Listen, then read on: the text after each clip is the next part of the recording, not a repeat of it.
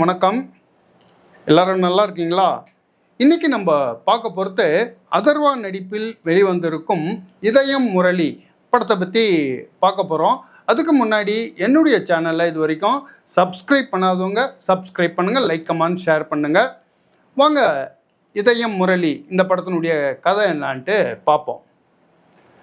Cable TV நடத்திட்டு இருக்கிற தன்னுடைய மாமா வீட்டில் தான் சின்ன வயசுலேருந்தே வளர்ந்து வருவார் இந்த படத்தினுடைய ஹீரோ அதர்வா. மாமாவனுடைய அன்பில் அவர் தான் படிக்க வைக்கிறாரு, அவர் தான் வேலை வாங்கி கொடுத்து அவருடைய கேபிள் டிவியை பார்த்துக்கிற மாதிரி அவர் வீட்டிலேயே வளர்கிறாரு.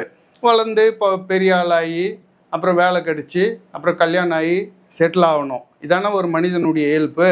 ஆனால் நம்ம தமிழ் பட ஹீரோங்கள் லவ் பண்ணாத இருக்க மாட்டாங்கல்ல. பாரதியாரே என்ன சொல்லியிருக்காரு?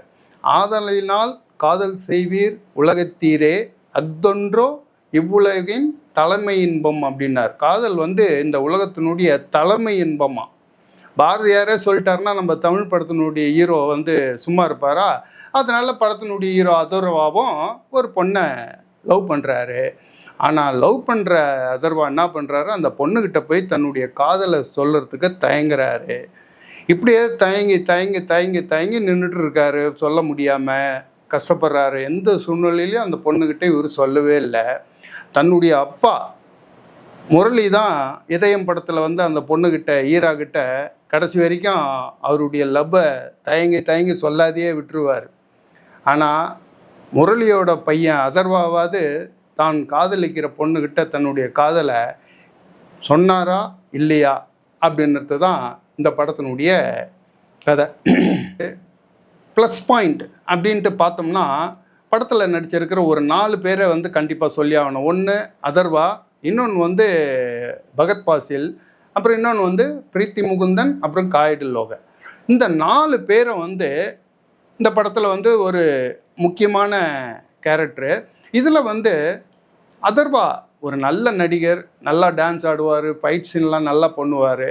ஆனால் இவரை கொண்டு போயிட்டு இந்த லவ் சீனுன்னு வச்சு இவருக்கு உண்டான ஒரு நடிப்பதற்கு உண்டான ஒரு விஷயமே இல்லாமல் ஒரு மாதிரி எப்போ பார்த்தாலும் ஒரு மாதிரி சோகம் கலந்த முகத்தோட ஒரு மாதிரி டயர்டாக வர மாதிரியே இந்த படம் முழுக்க இவரை வர வச்சிருக்கிறார் இந்த படத்தினுடைய டைரக்டரு. அவரை தவிர இந்த படத்தில் ரொம்ப நடிப்பில் ஸ்கோர் பண்ணுறது முக்கியமாக பகத் பாசில் தான். முக்கியமாக இந்த படத்தினுடைய கிளைமேக்ஸில் இவர் பண்ணுற லூட்டிலாம் இல்லைன்னா அந்த படத்தினுடைய கிளைமேக்ஸே அந்த அளவுக்கு கலகலப்பாக சூப்பராக இருந்திருக்காது. அது இல்லாமல் இந்த படத்தில் படத்தையே நல்லா ரிச்சாக எடுத்திருக்காங்க. சும்மா சொல்லக்கூடாது. படத்தினுடைய ஆரம்ப காட்சியை பார்க்கறதுக்கு ரொம்ப ரொம்ப நல்லா ஸ்டார்ட் ஆகுது. அதுக்கப்புறம் இந்த படத்தில் படத்தினுடைய முக்கியமான ப்ளஸ் பாயிண்ட்டுன்னு பார்க்கும்போது ஒரு 4 பேரை சொல்லணும் நம்ம. ஒன்று படத்தினுடைய ஹீரோ அதர்வா, அதுக்கு அடுத்தது பகத் பாசில், அதுக்கப்புறம் பிரீத்தி முகுந்தன், காய்டு லோகர். இந்த 4 பேருடைய கேரக்டர் தான் படத்தில் ரொம்ப முக்கியமானது. இந்த 4 பேரில் அதர்வா தன்னுடைய காதலை சொல்கிறதுக்கு தயங்கி இருக்கிற மாதிரியான ஒரு படம் முழுக்க அந்த மாதிரி கேரக்டர் தான் அவருக்கு. அப்படியாப்பட்ட கேரக்டரை நல்லாவே பண்ணியிருக்கார். இருந்தாலும் இவர் அதர்வா ஒரு நல்ல நடிகர், நல்லா டான்ஸ் ஆடுவார், நல்லா ஃபைட்லாம் பண்ணுவார். அப்படியாப்பட்ட ஒரு நல்ல நடிகருக்கு உண்டான ஒரு கேரக்டர் இந்த படத்தில் இல்லையோ அப்படின்னு தான் படம் பார்க்கும்போது நமக்கு தெரியுது. அதர்வாவுக்கு அப்புறம் இந்த படத்தில் பகத் பாசில் தான் ஸ்கோர் பண்ணியிருக்கிறாரு. முக்கியமாக படத்தினுடைய கிளைமேக்ஸ் சீனில் பகத் பாசிலினுடைய ப்ரெசன்ஸ், அந்த ஆக்டிங்லாம் அந்த கிளைமேக்ஸ் அந்த அளவுக்கு சிறப்பாக வந்ததுக்கு காரணமே பகத் பாசில் தான். அதுக்கப்புறம் இந்த படத்தை நல்ல ரிச்சாகவே எடுத்துருக்குறாங்க. படத்தினுடைய ஸ்டார்டிங் சீனே நம்ம பார்க்குறதுக்கு ரொம்ப அருமையாக இருக்குது. அதுக்கப்புறம் பார்க்கும்போது இந்த படம் ஒரு காதல் படம். எழுத்தாளர் சுஜாதா சொல்லுவார், காதலுங்கிறது சும்மா ஒன்றும் கிடையாது, லவ்வுங்கிறது natural way of ensuring a pregnancy அப்படின்வார். எப்படி? Natural way of ensuring a pregnancy அப்படின்வார். அதாவது அந்த மாதிரி இந்த லவ்வை நம்ம ஒரு அந்த கண்ணோட்டத்தில் பார்க்கும்போது ஒரு லவ் பண்ணுறோம், ஜெயிக்கிறோம், தோக்குறோம், அது அப்பாற்பட்டது. ஜெயிக்கிறியா தோக்குற அதை பற்றி ஃபீல் பண்ணின்னு இருக்கும்போது உன் வாழ்க்கையை பார்த்துட்டு போயிட்டே இரு, வாழ்க்கையில் முன்னேறி போயிட்டே இருக்குது அப்படின்ற மாதிரி இந்த படத்தில் ஒரு மெசேஜ் சொல்லியிருக்காரு இந்த படத்தினுடைய டைரக்டர் ஆகாஷ் பாஸ்கரன். அந்த மெசேஜ், அந்த சொன்ன விதம், அந்த மாதிரி வர இந்த படத்தில் வர கேரக்டருங்க எல்லாமே டக்கு டக்குன்னு எப்படி லவ்னு ஃபெயிலரு, ஜெயிக்கிறோம் தோக்குறோன்னு இருந்தாலும் அந்த லைஃப்பை வந்து ஒரு ஜெயிச்சுக்கிட்டே போகிறது தான் ஒரு ப்ளஸ் பாயிண்ட்டாக இந்த படத்தில் வந்து வச்சுருக்காரு படத்தினோட டைரக்டரு. அதுக்கப்புறம் இந்த படத்தில் வந்து வர்றது எல்லாமே மைனஸ் பாயிண்ட்டாக தான் இருக்குது. முக்கியமாக இந்த படத்தினுடைய ஃபஸ்ட்டு ஸ்டார்டிங் நல்லா ஒரு 10 நிமிஷம் ஸ்டார்ட் ஆயிடுச்சு நல்லா. அதுக்கப்புறம் படம் முழுக்குமே வந்து ஒரு ஒரு அபத்தமான காட்சிகள் தான் நிறைய இருக்குது. அந்தமாரி அபத்தமான காட்சிகள் வந்து படத்தினுடைய ஃபஸ்ட் ஹாஃப் ஃபுல்லாகவே கொலாப்ஸ் பண்ணி விட்டுடுது. படத்தினுடைய ஃபஸ்ட் ஹாஃப் வந்து அந்த இன்ட்ரோவல் பிளாக் வரைக்கும் நமக்கு ஒரு மாதிரி கடுப்பாக தான் இருக்குது. அதுக்கு அடுத்தது வந்து படத்தினுடைய தேவையில்லாத சண்டை காட்சிகள்.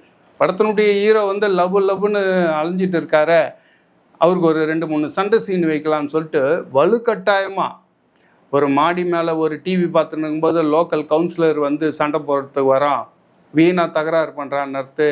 அப்புறம் வந்து ஒரு கார்பரேட் கம்பெனியை வந்து முதலாளி வந்து என்னை பற்றி நீ வந்து கேபிள் டிவியில் என்ன அசிங்கமாக போடுறியாமா அப்படின்னு சண்டை வருது. இதெல்லாம் வலுக்கட்டாயமாக போட்டு திணிக்கப்பட்ட சண்டை காட்சிகள் நமக்கு அந்த படத்தில் இது ஒட்டவே இல்லை அந்த சண்டை காட்சிலாம். அதுக்கப்புறம் வந்து ஒரு கல்யாணம் நடக்குது, இவர் வந்து உடனே அமெரிக்காவுக்கு போகலாம், பசங்களுக்கெல்லாம் பார்ட்டி கொடுக்க போகிறேன் அப்படின்னு சொல்லிட்டு ஹீரோ அவருடைய ஃப்ரெண்டுங்களெல்லாம் கூப்பிட்டுன்னு திடீர்னு கல்யாணத்துக்கு நடுவில் இவர் அமெரிக்காவுக்கு கூட்டின்னு போகிறது. கல்யாணம் நடக்குது, இன்னும் 2 வாரத்தில் இருக்குது. இவர் பார்ட்டி கொடுக்கறதுக்கு இன்னமும் பக்கத்தில் இருக்கிற செங்கல்பட்டுக்கும் விழுப்புரத்துக்கும் கூட்டின்னு போகிற மாதிரி இவர் அமெரிக்காவுக்கு கூட்டின்னு போகிறோன்னு சொல்கிறது வந்து கேலி கூத்தாக இருக்குது அந்த சீன்லாம் பார்க்குறதுக்கே. இவர் அமெரிக்காவில் போய் இவங்களெல்லாம் கூட்டின்னு போயிட்டு இவர் செலவு பண்ணிவிட்டு, இது இங்கே மவுண்ட் ரோட்டில் போய் பார்த்தா அமெரிக்காவுக்கு போகிறதுக்கு எவ்வளோ கஷ்டப்பட்டுன்னு காலைல 6 மணிக்கு லைனில் நின்று மாதக்கணக்காக நின்றுக்கிறான் விசா கிடைக்கிறதாம. இவங்க இப்போ உடனே நாளைக்கு ஃப்ளைட் ஏறு, இதுன்னா அமெரிக்கான்னு அவ்வளோ ஈஸியாக இருக்குது. அந்தமாரி நிறைய அபத்தமான காட்சிகள் வந்து இந்த படத்தில் வச்சுருக்குறாங்க. தேவையில்லாத பாட்டு சீன், ஒரு கதை நகர்ந்துன்னு போயிட்டே இருக்குது, தேவையில்லாத பாட்டு சீனு, தேவையில்லாத சண்டை சீனு, தேவையில்லாத இந்தமாரி அமெரிக்கா பயணம் அது இதுன்ட்டு அபத்தமான காட்சிகள் அப்படி இப்படின்னு வச்சு நமக்கு ஃபஸ்ட்டாக ஃபுல்லாகவே வந்து ஒரே கடுப்பு தான். செகண்ட் ஹாஃபும் அப்படியே மொல்லமாக தான் நகருது. அப்புறம் ஒரு வழியாக இந்த கதையை அப்படி இப்படி தள்ளி கடைசியில் கிளைமேக்ஸில் கொண்டு வந்து அப்படியே ஒரு கலகலப்பாக முடிச்சிருக்காங்க. மொத்தத்தில் இந்த படம் எப்படி இருக்குதுன்னா, ஃபஸ்ட் ஹாஃபு சுமார் தான், செகண்ட் ஹாஃபு பரவாயில்ல, ஓரளவு அப்படி இப்படி கிளைமேக்ஸ் வரைக்கும் சூப்பராக பண்ணி முடிச்சிருக்காங்க. செகண்ட் ஹாஃப் பரவாயில்ல, ஓகேவா? சரி, நம்ம அடுத்த வீடியோவில் பார்ப்போம். பாய்.